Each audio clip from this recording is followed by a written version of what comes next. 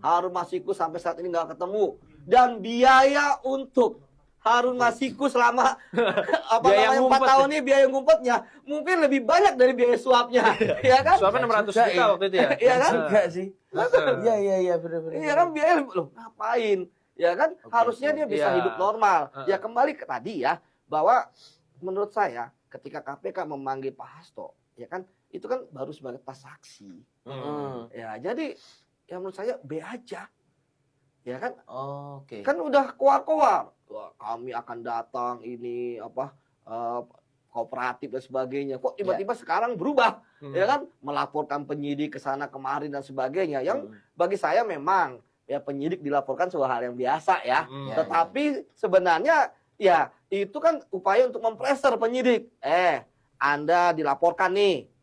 Tapi ya saya pikir itu biaya juga gitu kan. Ya emang tuh resiko penyidikan. Namun kan dari situ kan bisa kelihatan kooperatif atau tidak kooperatif. Dan masyarakat melihat ya kan. Andai kan yang datang biasa aja, kemudian diperiksa, kemudian mana HP-nya? Ya udah kasih aja. Ya kan, sita, kemudian pulang kompres, ya sudah. Ya kan, kalau begini kan justru yang bikin gaduh, ya pihak dia gitu ya.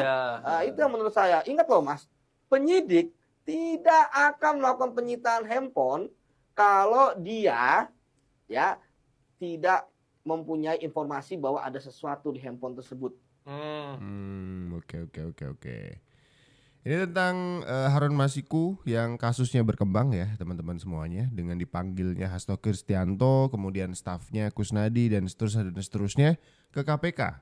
Tapi dipanggilnya Hasto ini jadi kayak apa sih gitu dari kubu Hastonya yang kemudian protes tuh gitu. Ada Purwadinoto, ngapain Harun Masiku ngumpet terus? Mau sampai kapan? Hadapi apapun yang terjadi, hidup jadi tenang meskipun di penjara. Wah, gimana tenang kalau di penjara?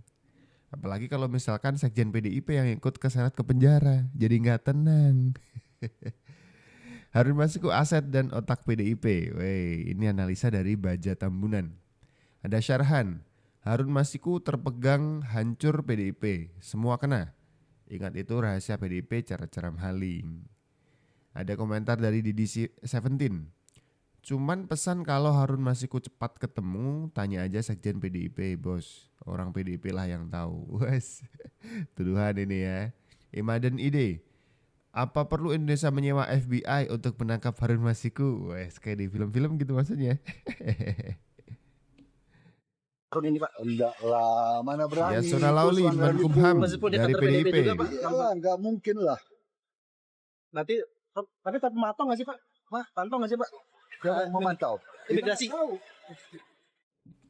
Ini ada Yasona Lauli dari PDIP yang sekarang menjabat sebagai Menkumham, ditanya wartawan nih, Pak, bener Pak PDIP menyembunyikan Harun Masiku? Terus kemudian pertanyaan kedua, tapi mantau Pak ya kasusnya Pak ya. Sebagai Menteri Hukum dan HAM, mana mungkin tidak gitu, ini kan kerjaannya. Pernah juga Yasona itu saya bisik ya, kepada beliau, kepada Pak Menkumham DPR. ini, Pak Yasona, kalau Bapak nanti jadi Menkumham, tertibkanlah lapas dan rutan ini. Jangan ada pungli. Tuhan Maha Baik, doa saya terkabulkan. Bapak jadi Menkumham 10 tahun. Tetapi selama Bapak 10 tahun itu bertumbuh subur pungli di lapas dan rutan. Saya tidak tahu apa masalahnya. Transaksi narkotika juga terjadi di lapas, bahkan mungkin di hutan. Saya pernah menyampaikan di sini, menanyakan bagaimana bisa ini terjadi, transaksi. Jadi memang praktek suap menyuap di hutan dan lapas itu sudah menjadi budaya yang saya tidak tahu apakah ke depannya bisa kita hentikan atau tidak. Ini pungli di hutan. Termasuk di kampung saya Pak Ketua, di Kupang, rutan kelas 2B lapas itu praktek pungli ini. Nah, yang agak aneh, sudah dilaporkan ke Kanwil Hukum dan HAM-nya, tapi juga sepertinya dianggap angin lalu. Maka saya teringat tadi Bapak Ansa bicara agak tajam soal mutasi, promosi, demosi. Di internal Kemenkumham itu tidak berlaku. Ada pejabat struktural yang bisa di setiap saat diberhentikan menjadi pejabat fungsional tanpa penjelasan. Begitu juga sebaliknya. Malah yang lebih jelek lagi, yang bermasalah malah dipromosikan ke jabatan-jabatan struktural. Lalu saya baca-baca yang Bapak tadi sampaikan ini, apa? Indah di atas kertas, sukses di atas kertas, tapi di lapangan sebetulnya tidak. Dari praktek pungli, promosi, demosi, mutasi, ada yang dari PLT, sekian lama tidak ada penjelasan. PLT bertahun-tahun malah dulu. Apa sebetulnya itu? Wis, Menteri Yasona Lauli kena semprot nih, ya kan, oleh DPR. Karena 10 tahun jadi Menkumham, menurut DPR rapornya tuh nggak baik-baik amat gitu. Kita kembali ke kasus Harun Masiku deh. Ini kan karena Yasona Lauli ya, Yasona Lauli sebagai orang DPR diminta komentar nih tentang Harun Masiku tadi. Yang artinya si Harun ini kemudian masuk dalam daftar DPO. KPK tuh sudah mendeteksi keberadaan yang bersangkutan di sebuah negara yang ini sedang konflik. ya memiliki negaranya ini nggak stabil. Di mana tuh? Pakistan. Masih di Asia Tenggara juga, ya. Di Moro. Di Moro. Filipina ya? Filipina, betul. Oke. Jadi yang bersangkutan ini informasi yang kita dapat, penyidik itu sempat mendeteksi bahwa si Harun Masiku itu jadi marbot di sebuah masjid di Moro sana. Sudah ada lah upaya untuk komunikasi, tapi karena ini nggak bisa dilakukan lewat mekanisme formal, KPK kemudian berkoordinasi dengan Ombudsman untuk menjembatani proses pemulangan, dan itu ternyata nggak bisa juga. Tapi KPK meyakini yang di Moro itu adalah Harun Masiku ya? Iya. Oke, berarti sudah punya jejak-jejak nih. Nah, ini cuman kenapa ya KPK ini terkesan tarik ulur segala macam kalau punya tinggal hub penjelasan ya, tinggal hub nih. Yaudah deh, bapak-bapak di KPK tinggal hub aja itu Harun Masiku. Biar tidak ada tuduhan-tuduhan Harun Masiku tuh dipolitisasi gitu ya. Tangkap aja lah. Komentar dari Butut udah tahu tapi nggak ditangkap, aneh emang ya.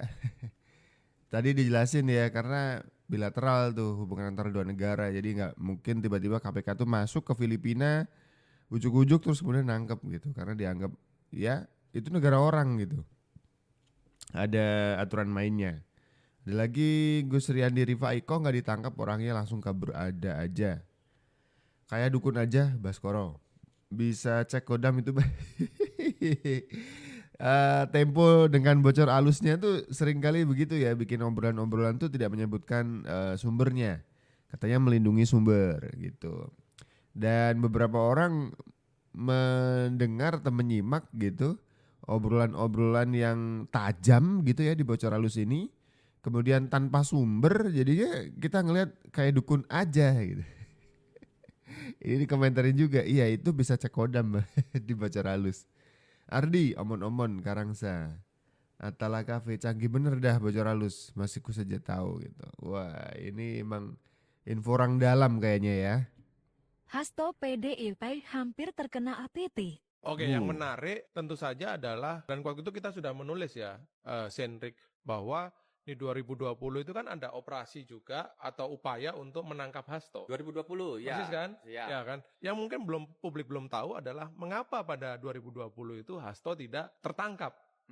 Begitu. Ketika itu posisi terakhir Hasto itu terpantau di sekitaran PT IKA. Dipantau lama banget gitu, nggak keluar-keluar. Mobilnya masuk, kita tahu tuh mobilnya Alphard, platnya BG sekian. Alphardnya ini milik seorang jaksa yang bertugas di Sumatera, saya lupa, Bengkulu apa Jambi lah, kurang lebih gitu. Sampai sedetail itu dapat infonya lu ya? Oh, basah banget loh. Lalu itu laporan utama ya? Udah lah, lama gitu ditunggu-tunggu kagak keluar-keluar. Akhirnya penyidik ini masuk inisiatif. Niatnya itu mau sholat isya di masjid, tapi ternyata pergerakan mereka juga sudah dibaca dan kemudian mereka ini dijadikan target operasi. Tangkaplah mereka ini, kemudian dimasukin ke pos, diinterogasi, disuruh tes urin apa segala macam. Dan penyidik yang ketika itu dalam tanda kutip diperlakukan seperti itu oleh petugas di PT IKA, itu adalah penyidik yang kemarin menyita handphonenya Kusnadi. Ketahuan sekarang. Jadi penyidik yang sama waktu itu ya. Yang ceritanya 2020 tuh sudah sempat mau di apa istilahnya OTT, operasi tangkap tangan Hasto Kristianto di PT IKA. Tapi ketahuan duluan, dan yang ketahuan itu penyidik itu adalah penyidik yang sama yang menyita HP-nya Hasto di KPK kemarin. Gitu mainnya sekarang ya. Oke. Siapakah di bangsa ini yang identik dengan maling teriak maling, curang teriak curang? Hasto. Betul. Nanti kubuktikan sama kalian. Banyak kali pembuktinya. Ya, jadi selama Pilpres kemarin, kawan ini ya dia berbicara dengan kapasitas sebagai sekjen. Merasa dia itu sebagai capresnya yang paling bersih. Partainya yang paling bersih. Jadi jangan kalian itu merasa kalian itu partai paling bersih. Ya, ada beberapa kasus yang masih lengket di kepalaku. Yang pertama, masih ingat kalian si Juli Hari Batubara? Gak kenal ya? Gak mungkin lah. Mantan Menteri Sosial. Kasih ingat? Udah ingat? Yang itu loh, yang korupsi dana COVID. Bayangkan, di tengah-tengah kesengsaraan masyarakat banyak yang meninggoy gara-gara COVID, dia korupsi itu dana. Ngiri. Nah itu dia. Dari mana itu kalau nggak dari kalian? Iya, kalau misalnya dana judi dibikin untuk korupsi nggak masalah lah. Ini dana COVID. Mati kijo. Baru yang kedua. Yang kedua itu ada yang namanya Andreo Misanta pribadi. Siapa dia? Dia adalah staf ahli dari Kementerian Kelautan dan Perikanan. Apa dosanya? Dia itu melakukan korupsi ekspor lobster. Siapa itu? Nggak orang kalian itu. Orang kalian juga itu kan? Ya, dia korupsi itu dana ekspor benih lobster. Ini kalau lama-lama dibiarkan, benih cupang pun juga dikorupsi. Termasuk benih kepala kura-kura. Coba bayangkan. Dan uangnya itu biar tahu kalian, dipakai untuk mencalek. Mencalek dia tahun 2019, uang dari hasil itu. Enak ya? Enak lah, nggak uang sendiri, nggak hasil keringat sendiri. Contohnya kalau punya sawit, iyalah. Ini hasil ekspor, Wak. Setelah itu, berikutnya ada yang namanya si Suhartini. Siapa itu? Beliau adalah Bupati Klaten. Apa dosanya? Dosanya adalah jual beli jabatan di kalangan pemerintahan. Jual beli jabatan, Wak. Dari mana? Orang kalian juga kan? Orang kalian itu. Iya kan? Setelah itu ada yang namanya Ajay. Ajay ya, bukan Anjay. Ajay M. Priyatna. Siapa itu? Berikut ini adalah orang yang menjadi wali kota kalau nggak salah Cimahi. Apa dosanya? Korupsi pengadaan dalam pembangunan rumah sakit. Di kota Cimahi. Wali kota, Wak. Orang kalian juga kan? Ini ada netizen yang sedang menguliti partai PDIP ya. Karena memang pasca Pilpres PDIP itu jadi partai yang ribut gitu, berisik gitu ya. Ini dikuliti sama netizen, jangan maling teriak maling ya. Ini kita kuliti. Satu-satu kader tadi disebutkan sebagai kader yang bermasalah dari partai PDIP. Banyak korupsinya ternyata ya. Oke, segini dulu video kali ini. Kita ketemu lagi teman-teman di video-video lainnya. Saya Abdul, ciao.